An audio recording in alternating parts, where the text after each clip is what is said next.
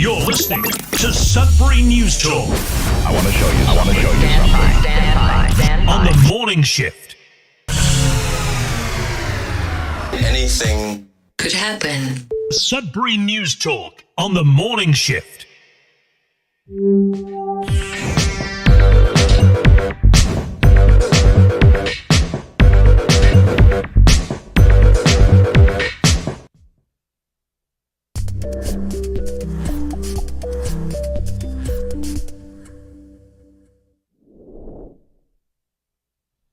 All right, good morning, everyone. Welcome to Sudbury News Talk on the morning shift. I'm AJ Walsh, and I'm glad to be here with you right here live on CKLU 96.7 FM on the radio, also on streaming on the internet, cklu.ca. You could just click on the Radio Player Canada app. You can download that app. Also, if you don't want to stream us, and you could just listen to us anywhere, anytime on the app. And we're also streaming on Facebook and YouTube, facebook.com/Sudbury News, youtube.com/Sudbury News. Great to be here with you. Thanks for being with us. Make sure to like, share, subscribe, follow. All of those on all of our platforms, including Twitter, Instagram, LinkedIn even. We're just getting those ones kind of off the ground. It's hard enough to manage Facebook and even YouTube.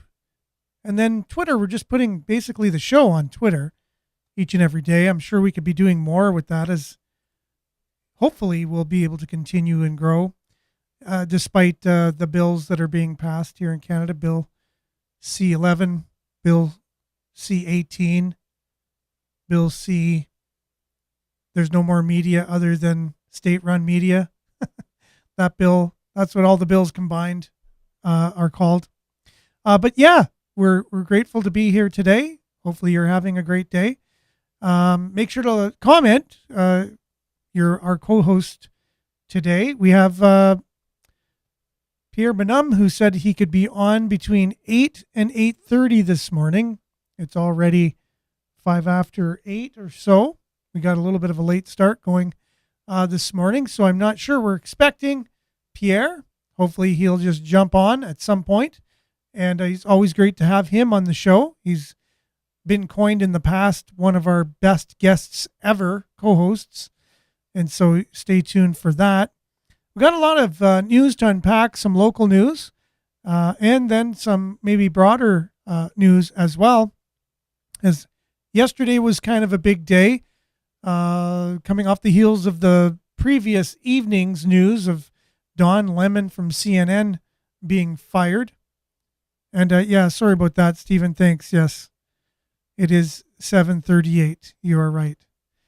I'm used to the old schedule with Sudbury News Talk when we started at 8. It's just odd to start at 7:30. So yeah, he'll be coming on later in the show. So thanks for being with us, everyone, and thanks, Stephen, for keeping me on my toes. And that's the way that this works. And this is the idea of the conversation in the morning is to have. It's basically I'm facilitating a conversation that's around the news, local and abroad. And yes, I will put in some news of other ideas and that you may not be used to hearing on other news, for sure. That doesn't mean that I'm perfect. That means I can get the time wrong, the date wrong, say the wrong word here and there, say that it's from the 2003 budget and not the 2023 budget. Things like that, because this is live streaming.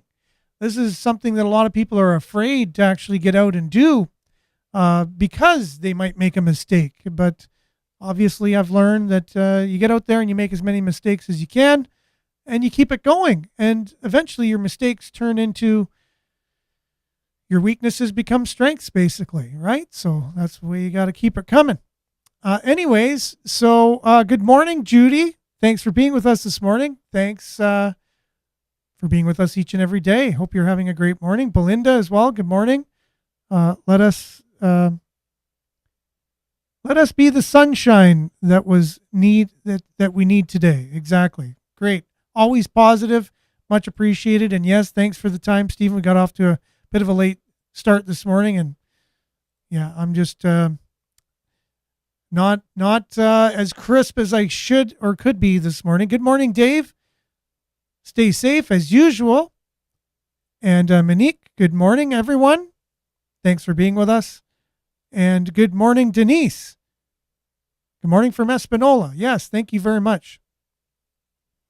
And thanks for sharing the video, Denise, with me yesterday.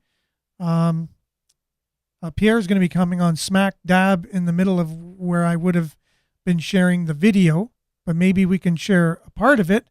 And then if people want to see a little bit more of it, I'm not sure. We're just going to go with the flow today. How about that? And, well, let's start off with the weather. We'll be back after that with a little bit of sports, news headlines, your comments, and more right after this.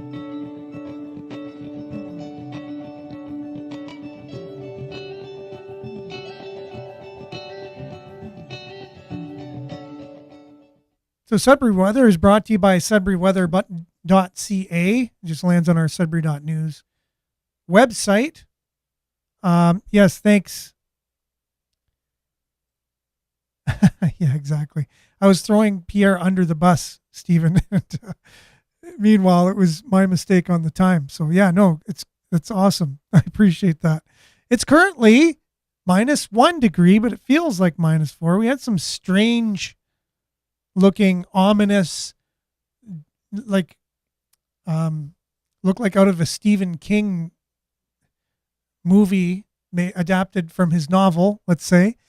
The strange icy looking substance on the car this morning here in Espanola, and I just had to wonder if it's some kind of fallout of some kind. And I was scraping it off the car, and it's just some kind of weird precipitation that I've never kind of seen before. It looked like it had strands in it or something. Anyways, it's very odd. Scraped it off the car, tried not to touch it, made my way to work. Anyways, that's what it is in Espanola. I don't know if it is like that in Sudbury, but today in Sudbury, mainly cloudy, 40% chance of flurries, changing to a 40% chance of showers this morning. Wind chill -4 in the morning. Tonight, mainly cloudy, 30% chance of showers. The wind will be basically 15 kilometers, low of -4. Wind chill -6 overnight. Thursday, mainly sunny, increased cloudiness in the afternoon, then 40% chance of showers late in the afternoon. Wind south, 20 kilometers, becoming light early in the afternoon. High of 9, wind chill -5 in the morning. And as we look to Thursday, chance of showers, high of 9. 40% chance of showers, that is, for tomorrow. Look, I'm grateful that the forecast is staying the same as it has been, that we got a little bit of sun coming in on Friday, high of 17. Usually that changes, but look at the rest of the forecast. 60% chance of showers, high of 9 on Saturday. 60% chance of showers, high of 10 on Sunday. Rain periods on Monday, high of 9, and then 40% chance of showers on Tuesday. So other than that little break on Friday, it looks like tons and tons of precipitation and clouds. And yes, good morning, Shane. Thanks for being with us, my friend. Great to see you on. And that is your Sudbury weather. I'm not showing the satellite anymore because it's usually a day behind or so. It's not really relative anymore. Not even sure why it's there. But we will be back with some sports, and that's your Sudbury weather, brought to you by sudburyweather.ca. We'll be back right after this.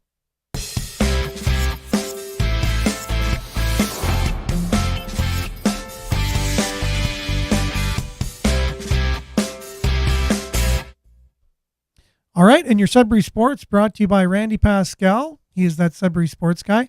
And SudburySports.com is his website. First off, Sudbury.com reporting local CrossFit athletes one step closer to international games. So you have male and female here representing Sudbury. Dave St. Amour, he's 55 years old. And Sarah Hogue, who's 31 years old, both going to the CrossFit CrossFit Games set to be held in August in Madison, Wisconsin. So good luck to both of them. They both train at True North Athletic Center here in Greater Sudbury. And they've been at this for a bit. So we're wishing them all the best of luck in that. And then also the Sudbury Wolves are going into their under 18 draft, priority selection draft. That is tonight at 7:00. Basically, it all started the way they're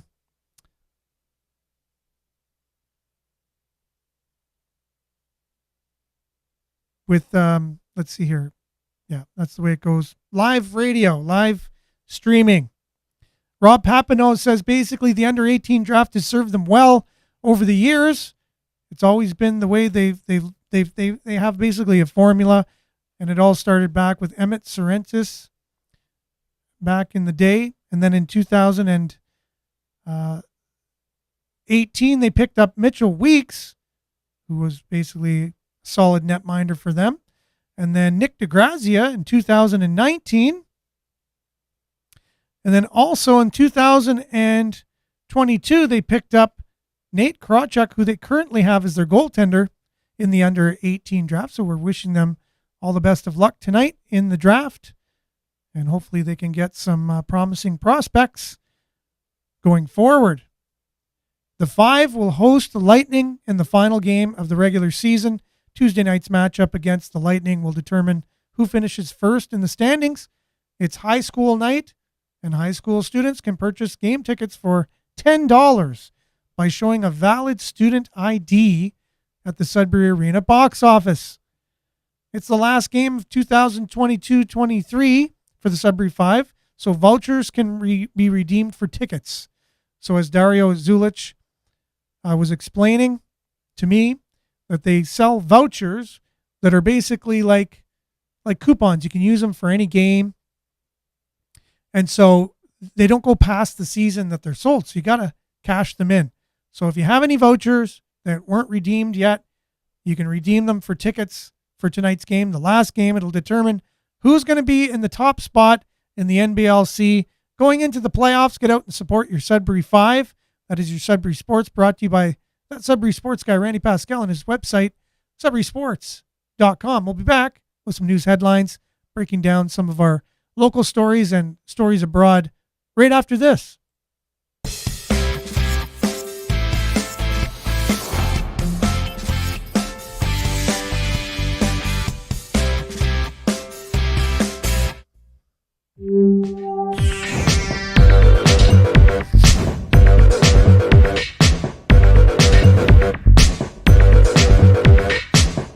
All right, and we're back. And top story shared on our Facebook news feed, facebook.com/Sudbury News.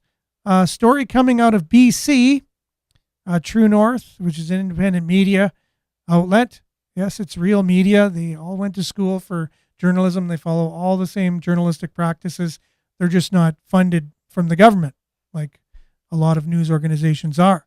Headline, BC Mayor demands rehiring of unvaccinated healthcare workers amid 10th ER closure.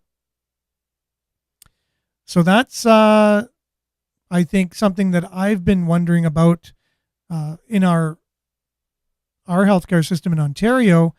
We're constantly talking about shortages in our healthcare system, whether it be at hospitals, long-term care facilities, and never once in our mainstream media, the government-funded media, or at least partially government-funded media, not one comment about the alluding to the numbers that we lost due to the mandates, and that could have resulted in a shortage.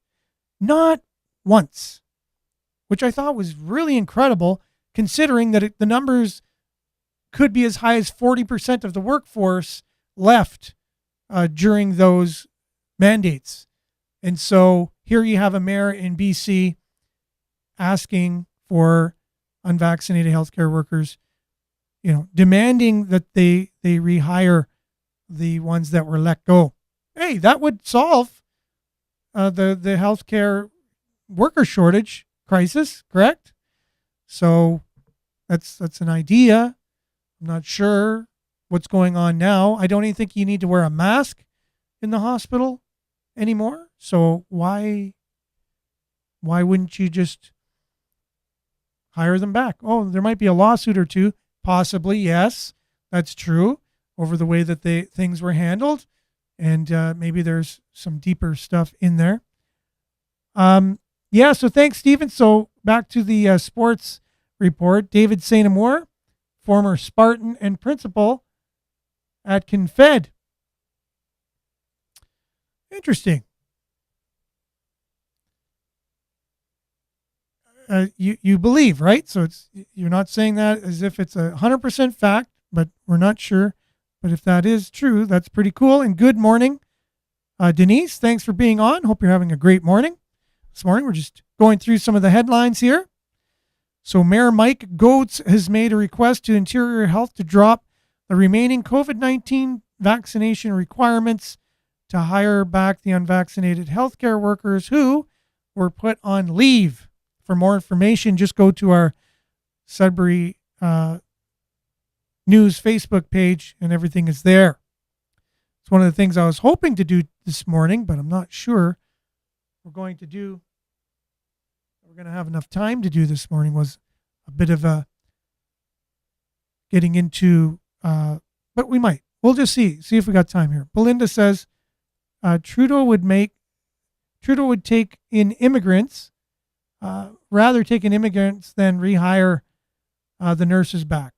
That's the way that it obviously seems that they've made that decision, that new Canadians or whatever are the answer for the shortage, and not hiring former Canadian or current Canadians or born in Canada Canadians who never took the jab. Star host Tucker Carlson abrupt exit from Fox is likely to hit short-term ratings. But could nudge more mainstream advertisers to consider a network they have snubbed for being too partisan, investors, analysts said.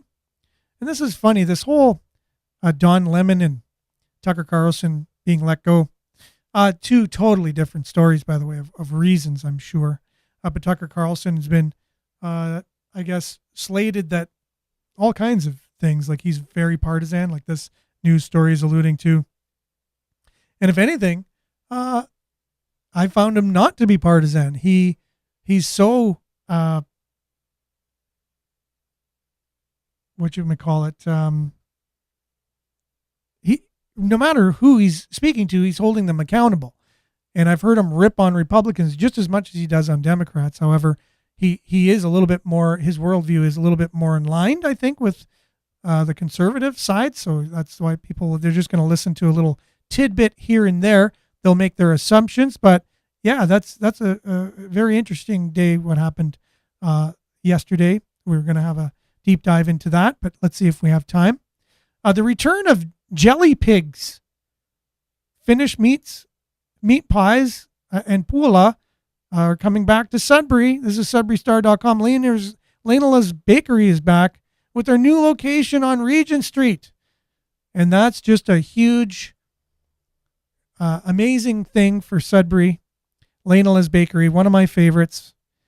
I married into the Finnish tradition, and so I've very much become a lover of Finnish baking, and Leonela's does it like no other. So glad to have them back in Sudbury. Ontario eliminating tuition fees and post-secondary education requirements for new police officers.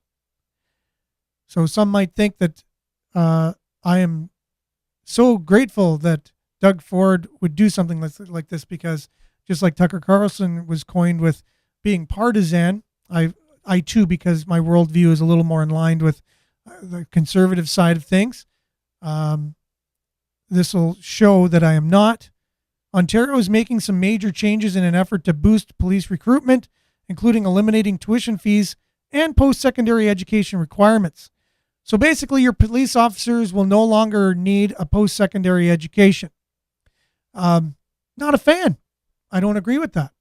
And just last night, there was a news report out that San Francisco's, which is a very progressive city, one of the most progressive cities in North America, if not the most, are saying you don't even have to be an American citizen now to be a police officer.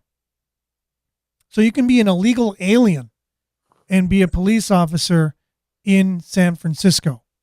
And so Ontario, a little bit following on the heels of that, saying you don't even need an education.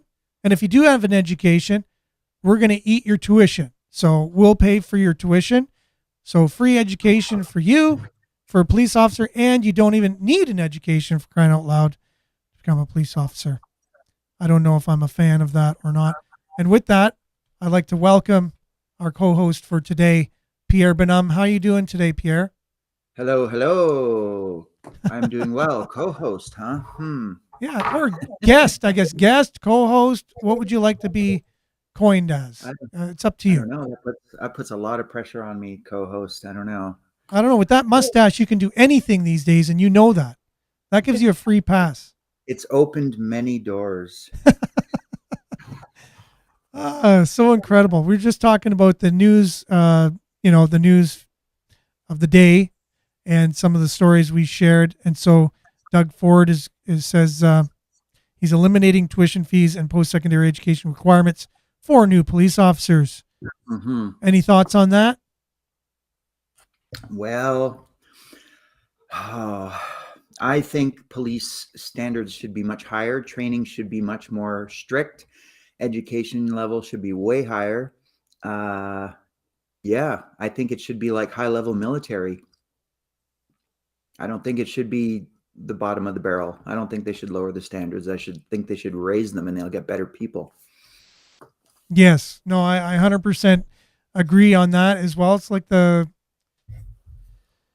conversation we have about politicians. Some people feel they need to be volunteers. Some people believe they need to be paid more and have more scrutiny as to who's running our country. With that, good morning, Pam, from the picket line. Hope everyone is having a good week so far. Good morning, Pam. Thanks for being with us. Belinda says, great, uneducated new police hires. When were they? Where were they when our rights were being violated? I see where this is going. Yeah, possibly, for sure. Yeah. And Stephen is just, again, keeping me on my toes. He said they already don't need a degree. They do need a diploma, as far as I know, though. Yeah, I don't know if a degree is the answer, but I think training, like, you know who Jocko Willink is? He was, so he was in the military for years and pretty intense guy. And when all the rioting and craziness was going on, he was on a podcast and he compared military training to police training. And I believe it's 20% of their time in military, so basically 1 day a week essentially is always training, upgrading, testing, everything, physical fitness, aptitudes, weapon, everything, jiu-jitsu, all that stuff. The police get that once, and then they can sign up occasionally every few years. Oh, I'm going to take a course on something. So I think that's the problem. They're social workers, they're firefighters, they're first responders. They've got like 7 hats to wear. Yeah. And some 20-year-old guy who's never been anywhere, who grew up in Sudbury, and suddenly he's got all this power and a gun, and he's probably got 4 hours of training in like social work stuff. Like that's just not how you handle bad situations. You got to train them. And so Stephen was keeping, he basically said that they've only needed grade 12 since 1982. Although post-secondary has been being proposed that they should be more educated, like you're saying too, like at least give them more training. And I guess that's what Doug Ford was basically saying. He was canceling that movement towards being. And then Shane is chiming in here as well. So yeah, Stephen is correct. I did a placement at the police station back in 2011, and the constable I worked with said they actually prefer to do their own training. Yeah. Which is an argument, too. I also believe that to a large extent as well. If the education system was a little more effective, maybe I would agree that we need to be educated. However, on the job training, usually you're educated, you get to your job and they go, forget whatever you've learned in school. Here's how it really works here, right? Yeah. Which doesn't really help anybody. You just got a lot of debt as you're getting out of school. However, you would hope that there'd be really effective training with our police officers, and maybe they do get good training. I'm not 100% sure, but good morning, Claire. Thanks for being with us this morning. Thanks for being on. Hope you're having a great morning, and thanks everyone for commenting. With the blue line, they become corrupt. That blue line is running the police. Not sure 100% what that's alluding to. You might, Pierre. I'm not sure. Well, the blue line is basically once you're initiated into the club. Oh, okay, yeah. You certain practices. I guess you basically defend your own. That's bottom line. Yeah. The thin blue line is is a meaning of, so it can lead to corruption because you're protecting your brothers, right? Your comrades. So, and that's always been an issue with police, always. But there's good cops and bad cops, just like everywhere. But for sure, definitely. Yeah. I don't know. I totally get both sides of the arguments. Yeah. But my tendency is anyone who chooses that job, like that's not a pleasant job. So people who crap on cops, it's like it's like nurses, firefighters, they're doing really tough jobs, and nobody craps on firefighters. They make mistakes too. Yeah. The police, the culture of the police. I mean, like we said, grade 12. So go to a high school and park your car and talk to the average grade 12 grad, and then say you're going to give them a lot of power over situations. Really. Oh, for sure. Definitely. So I think the training more than the college is I think what's important. And that's one aspect too. And then you have the lawmakers, which I think is scary too. Like if you have a really solid police force and they're well trained and everything, but then you have laws that are coming out, and we've saw a little bit of this in the last 3 years or so, and the lawmakers are making weaponized laws, certain ones that the police have to enforce.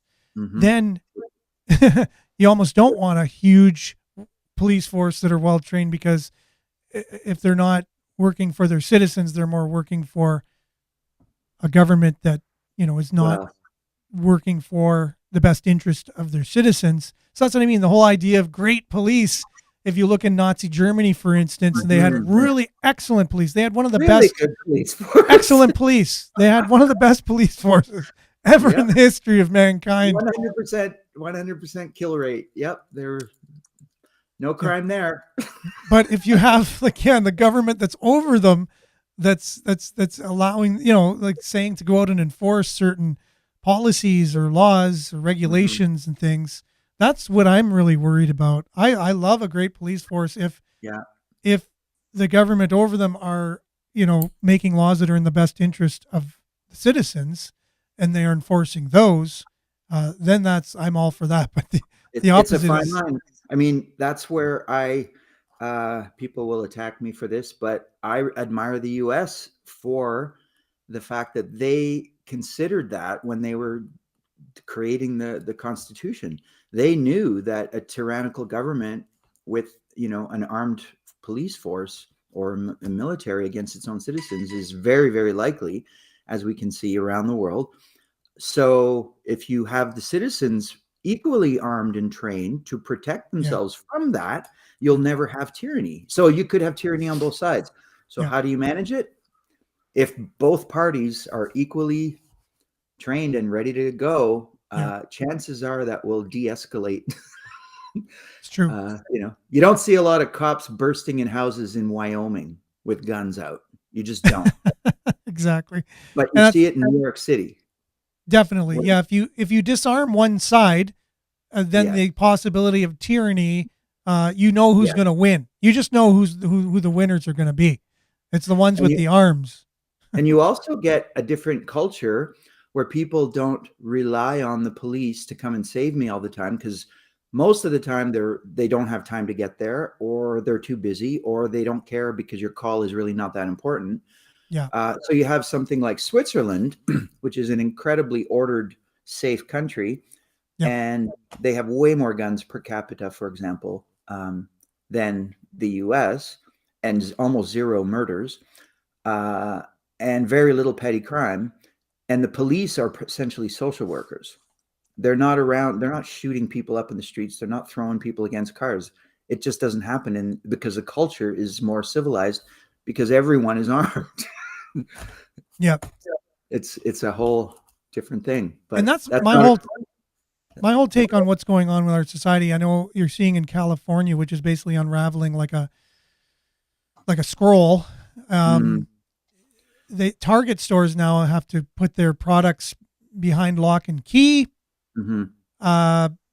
They're hiring police that don't have to be American citizens. Yeah. That's interesting. The homelessness is out of control. The drug addiction out of this world.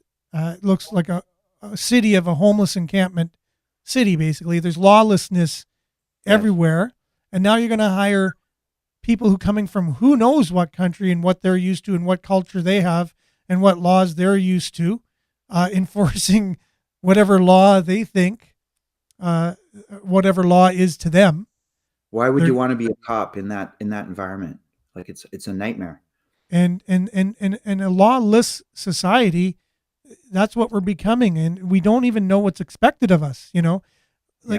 Like before, back in the day, I would even think twice about jaywalking because someone said, that's against the law. And I'd be like, that's against the law to jaywalk? And I'd be like, I'll think twice next time. And then you see a cop there and you try it, you walk across and they don't do anything. You're like, okay, well, it's a law, but they're not going to do anything to me if I break it. And then that's where it starts. Something as simple as that. And then other laws, if they're not enforced, and you can just break them.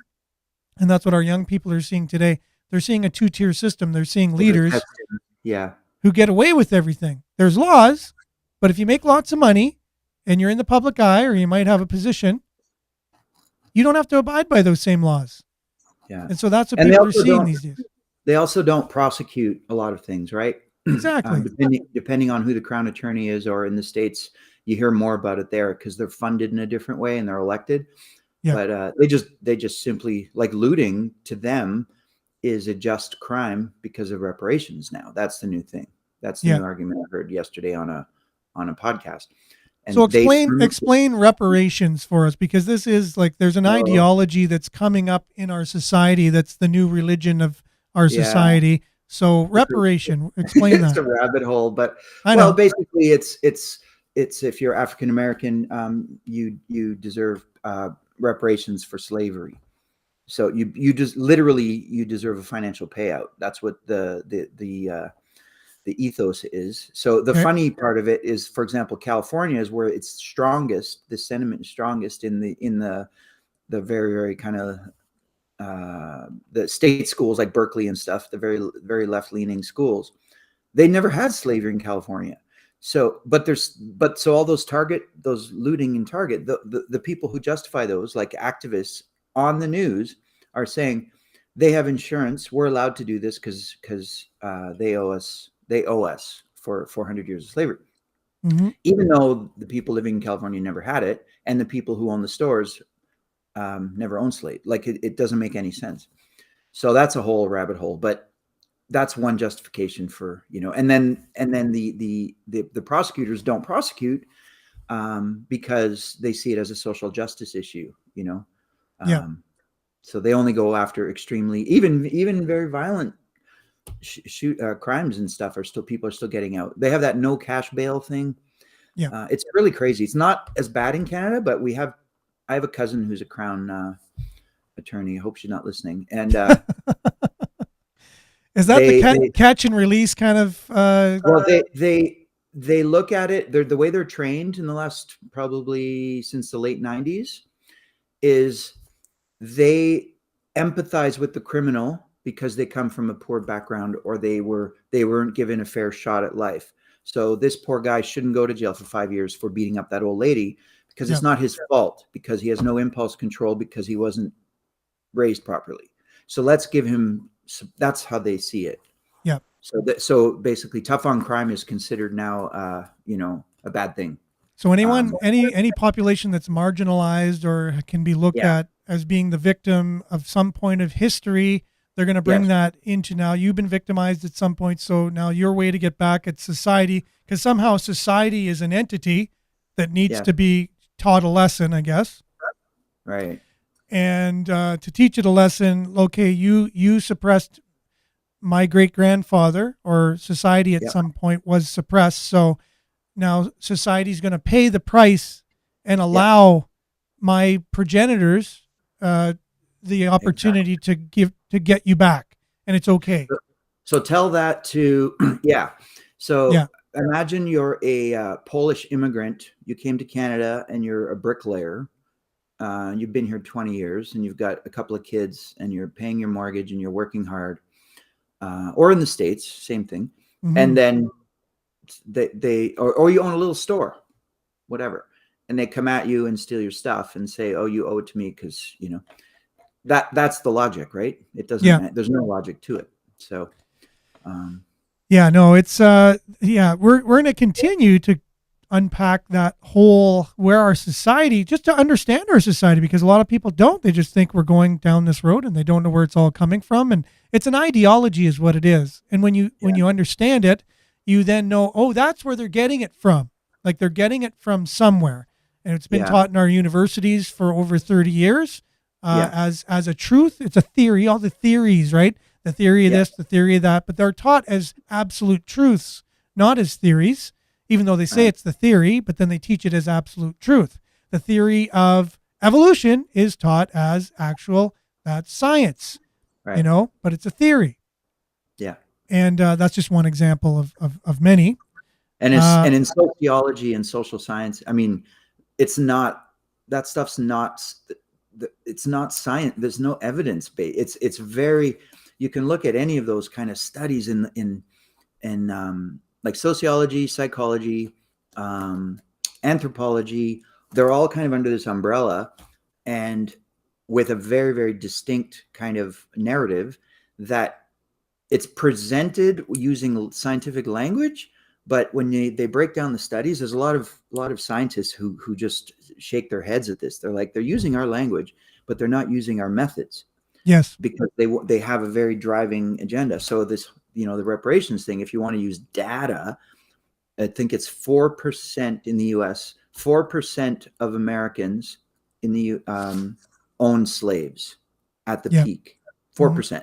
Which is the ultra rich. It's the elites, right? Benjamin Franklin, George, those guys, not Joe Farmer. Like, they didn't have, but so, and many of the descendants in America now aren't actual descendants from that. They're immigrants from Africa later. So there's just a weird. So then they're pretending to use science, and then when it's convenient, and then when it's not convenient, they leave it outside, right? So it's like the Jeff Bezos, Elon Musk, these people these days, those kinds of people, the people are even higher than them, the 4%, the ultra elite of our world. And I think there's still, so that is the common enemy throughout time. It's not the society in general.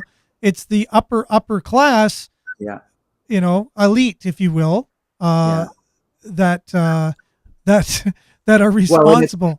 We're paying the price.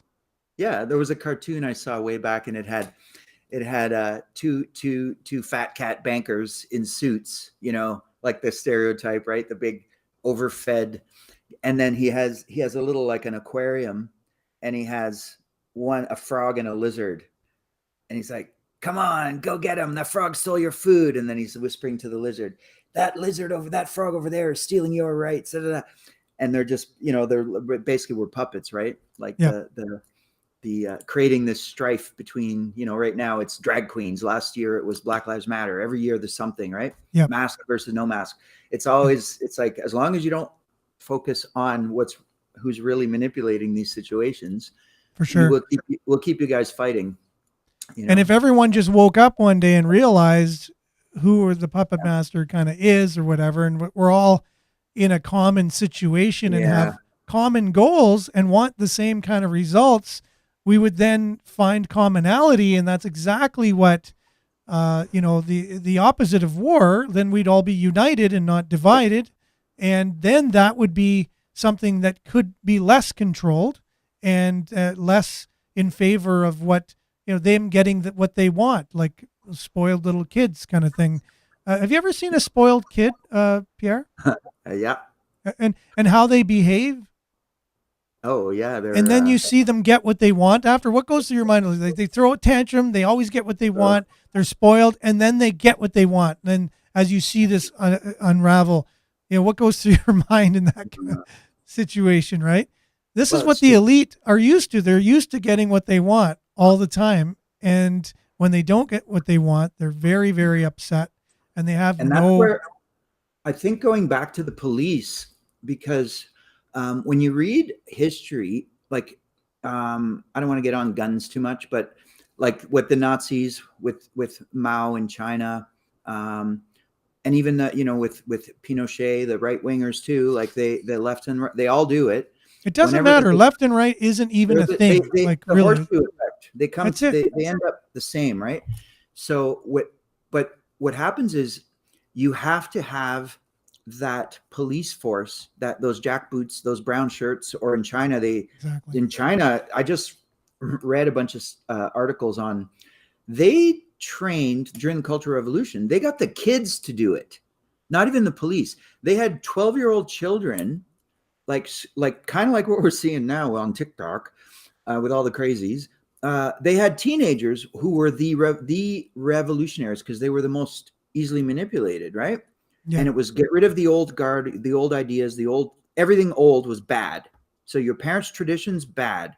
Your religion, bad. All those things.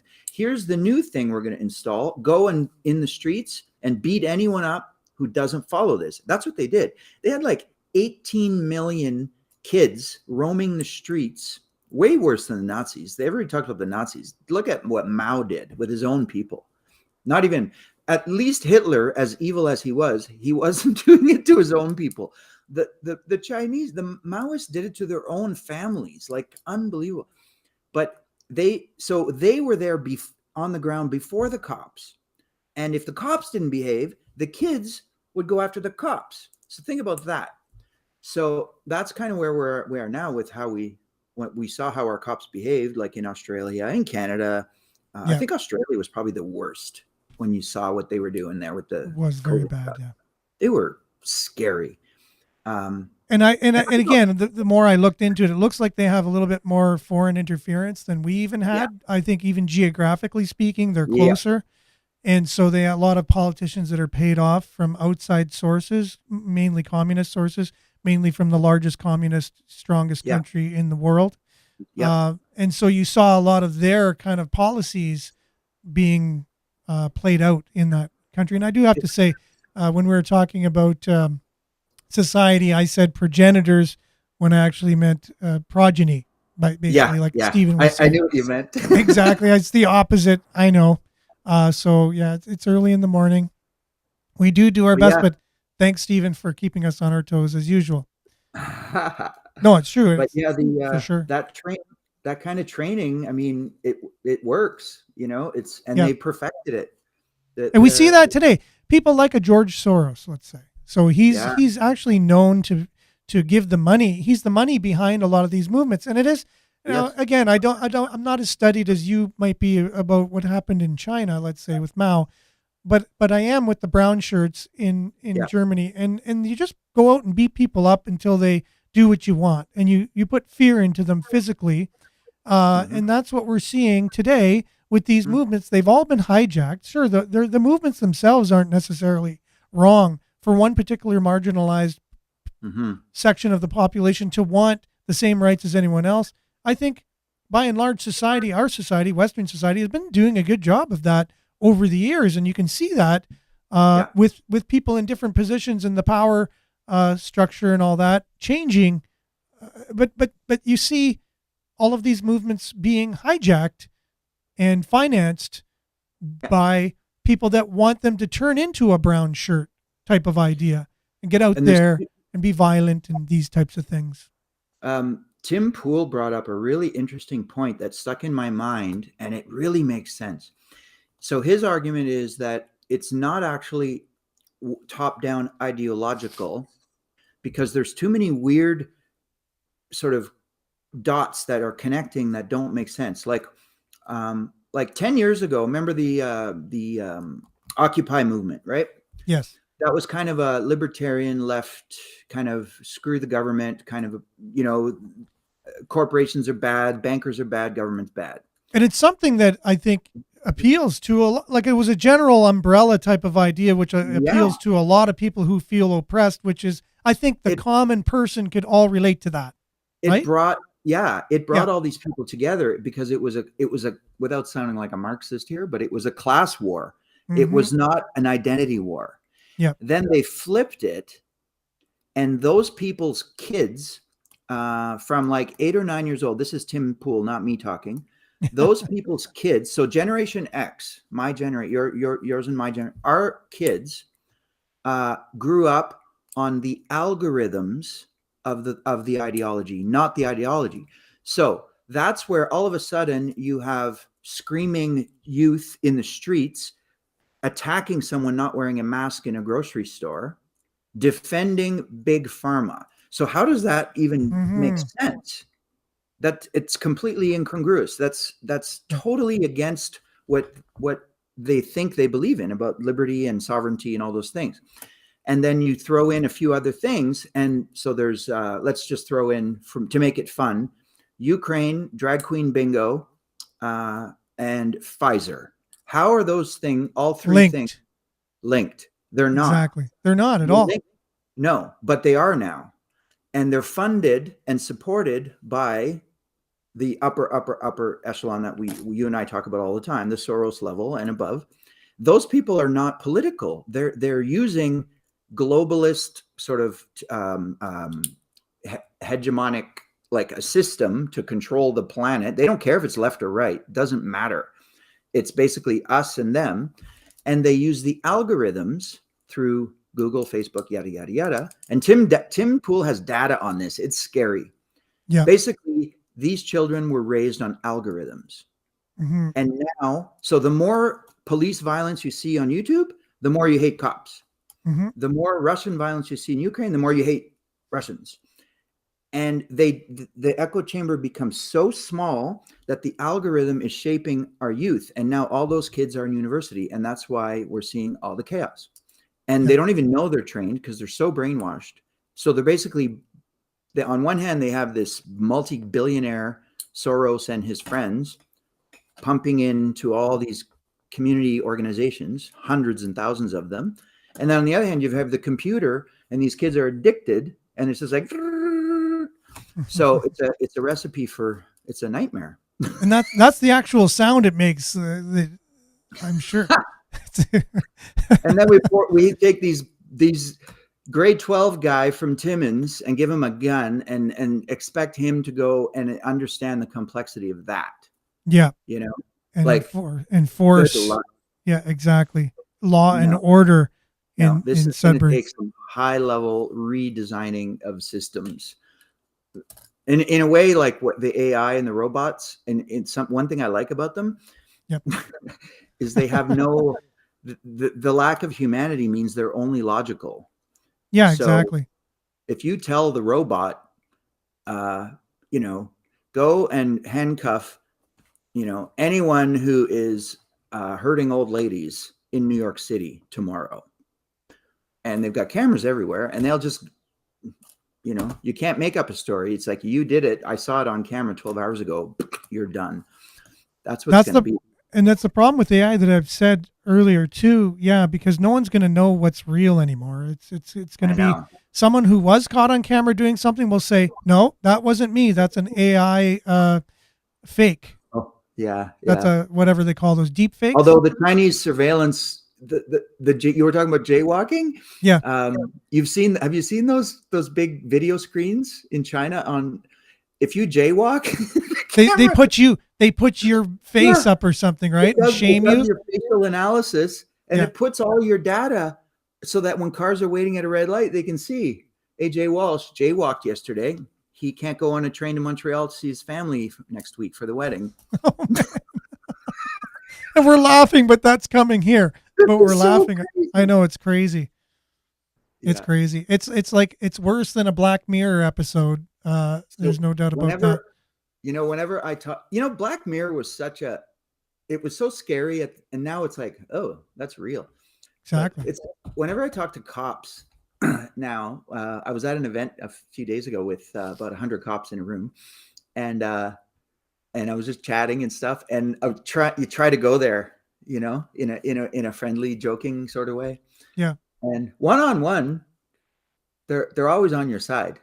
They always agree with what you're saying. So then you got, what would push you to point a gun in my head? Like if whatever, like say the mask. How bad would the law have to be that you would? It depends on the situation. But all those things, it's high level training to me, man. I don't know. Look, all I know is our society is in an interesting position right now, and we're in a transition. It's next year at this time, more than likely won't look anything like it is right now, and it's just the economy alone. If you just factor what's going to happen with the economy, and then how everything else is kind of in place, with where people are kind of angry at everything, and they're angry at each other, and all these things. If people were starving in the middle of all that, like we weren't starving in the pandemic. You add a food shortage in all that, and look what would happen. It's pretty crazy. But and unfortunately we're out of time. Are you back on Friday, Pierre? Sure. Yeah. Yeah. Well, this is going to be great. Yeah, Friday morning. Yeah. Same time. Are you able to do 8 to 8:30 kind of thing? Yep. That way I can plan it into yes, sir. into the morning. So I really appreciate that. We went right into deep dive mode as soon as you came on, which I appreciate. And can you tell what I was reading last night? Oh, go look at the Mao stuff, the Cultural Revolution in China. It's terrifying because it's exactly what we're seeing now. Yeah, exactly. And their tactics. Their tactics. If you're educated, you can see the tactics that are being used, and they're war-like tactics. It's just they basically it is what it is. switched. They swapped out class war for identity war. Is basically what they did. Yeah. But now our technology is 1,000 times stronger, so it's accelerating. Yep. Yeah. And it's like Jordan Peterson was saying, the Marxist movement or the progressive movement switched out economic disparity as the class, like you said, class war, to the victim war of which identity has been more victimized. Exactly what you said. It went from class to identity. It went from economic position to what color your skin is, basically, or whatever you identify with. Yeah. Which is again, it's just a focus. It's like the lizard and the frog. Like if they couldn't get them to fight, well, they'll pick another reason for them to fight, kind of thing, right? Yeah, and it's kind of a philosophy, I guess, of envy and victimization, and then that translates into everything is power. So you have power over me because you have a nicer car or a better job or your lighter skin or whatever the heck it is. Yeah. So I want power. So I'm allowed to use violence because you have more power. Exactly. That's it. Which when does that ever become logical? And logical now. What kind of a society is that going to make for us, kind of thing, if we're thinking that way? So anyways, let's continue this on Friday, Pierre. I really appreciate you being on today.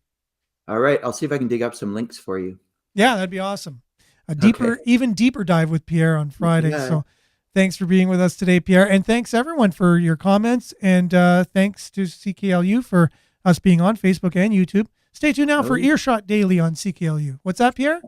I always forget we're on CKLU. I keep on Facebook. We are on the radio. Yeah. Watch what I say. Ooh. It's okay. You'll be fine. All right. Have a great one, everyone. Have All a right. good day. Ciao.